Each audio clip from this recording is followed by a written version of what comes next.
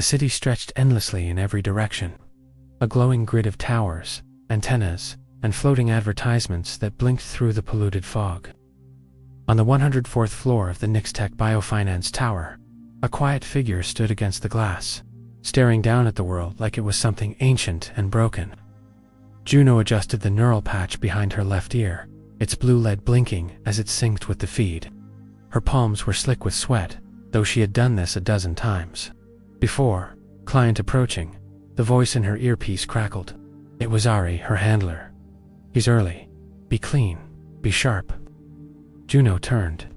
The door slid open with a whisper, and in stepped a man dressed simply for his reputation. Ezra Vane, founder of Mindseed Corp., a multi-trillion neurocryptography empire. His eyes, modified with subtle iridescent tracking lenses, scanned the room and settled on her. "You're the extractor?" he asked.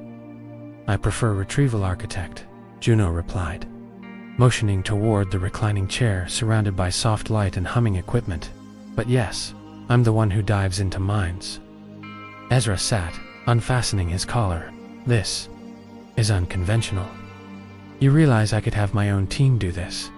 You asked for discretion, and you're looking for something specific. Memory integrity down to the neuron. My rig does that. Yours doesn't." He didn't argue, he closed his eyes. Juno slipped the mesh helmet over his head and tapped into the console.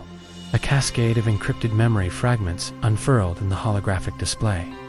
But something glinted, something locked. "Ari, I've got an anomaly. Tier 9 encryption nested in the hippocampus quadrant. Looks military." "That's impossible," Ari responded. "He's never served." Juno paused. Then someone buried it in his head. Intentionally. Against better judgment, she engaged the override. Data flooded too much, too fast. The room vanished. She was no longer in the tower. She stood in a desert of rust and broken machines, sky cracked like shattered glass. A battlefield from a war that shouldn't exist. A vision or a memory. She couldn't know. A figure appeared before her. Not Ezra. A woman, pixelated face, but voice sharp. "If you're seeing this, then the lock failed, and the truth is bleeding out." Juno couldn't move. The memory played like a waking nightmare. "Mindseed isn't just a corporation. It's a cover," the woman said. "They buried Project Nightfelt here in Ezra's brain. Every citizen whose memory was ever altered, wiped, or edited, the original copies are inside him. Millions of minds. Stored, controlled, hidden." Juno gasped. The image glitched. A red pulse radiated outward, like soundless thunder. She screamed and jerked free. Her console smoked. Ezra sat upright, eyes wide. "You broke the seal," he whispered. "What is Project Nightfall?" she asked. He stared through her, dazed. "They're coming now." Outside, city lights dimmed. A blackout wave rolled like thunder. Drones descended. Sirens began to wail. Ari shouted in her ear, "Juno, your location's compromised. Wipe the rig. Get out." But Juno didn't move. She looked at Ezra, realization cracking over her. "You're not just a vault," she said. "You're the switch." Ezra blinked, tears in his eyes. "I didn't want to remember," she inhaled. Opted for something both reckless and hopeful. Instead of wiping the rig, she activated the pulse from the memory. It cascaded through the network. Screens lit across the city. People's eyes widened. Memories surged along lost faces, erased protests, hidden crimes. Truth poured into the streets like wildfire. Juno pulled the hood of her jacket over the helmet. "Ari, I'm staying. I'm broadcasting." Static in response. Across the city, holodads flickered tentative, then relentless.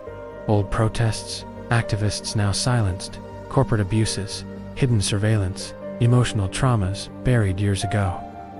The city woke. Footsteps thundered. Security forces stormed the suite, guns raised. Juno tapped commands. A bubble of signal interference surged, blocking remote overwrites, shields forming around console banks. Ezra stumbled behind her. "They'll kill us." She keyed in a final override. "Let them try." Bullets thudded into reinforced glass. Sparks showered. The consoles buzzed against overload. Memory data pulsed through hydraulic lines. Outside, people paused. A mother hugged her child. A teenager opened her mouth, voice catching. A corporate drone folded mid-spin. Citizens stopped, in place, villains and victims alike. Then the city shattered. The blackout wave retreated, replaced by chaos, but also clarity. People recognized one another in the street, old friends they forgot they had. Strangers connected across neon-lit avenues. In a rooftop garden, Juno watched Ezra grab her arm. Do we stop it? She gestured upward. Not this time. Not ever again. Police helicopters circled, lights red and blue. Drones hovered above her building, beams trained on the windows. She stepped to the glass wall. Memories streamed from the tower like caged spirits flying free. The glass shattered. Juno and Ezra leaped to the fire escape as bullets hammered the wall behind them. Metal doors opened to Ree's face, wild with guilt. There's a back exit. Go. They ran down tiers 104, 103, 102 stairs. Steep lights flickered out. Outside, rain began. People in the street held transparent devices, watching themselves, crying, laughing. Riot cops hesitated, confusion flooding their IRA chuds. They reached the alley. A black van idled. Ari drove. Ari's voice low.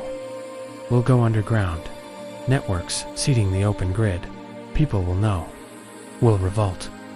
Ezra looked at Juno, rain plastering her hair. I thank you. She stepped back, hands gloved. Not for me, for everyone. Van doors slid shut. Engines backed up roofside. Drones circled the tower. They found it dark, silent in the city. Hollow streets erupted. Voices joined. For the first time, unity felt possible. Weeks later, Juno stood in a hidden room deep underground. Screens tracked. Data nodes across continents. Truth seeds sprouted. Ezra stood beside her, hand hovering over a console. She asked, "What now?" He took a breath, nodded. "We build a memory repository." Juno smiled, one memory at a time.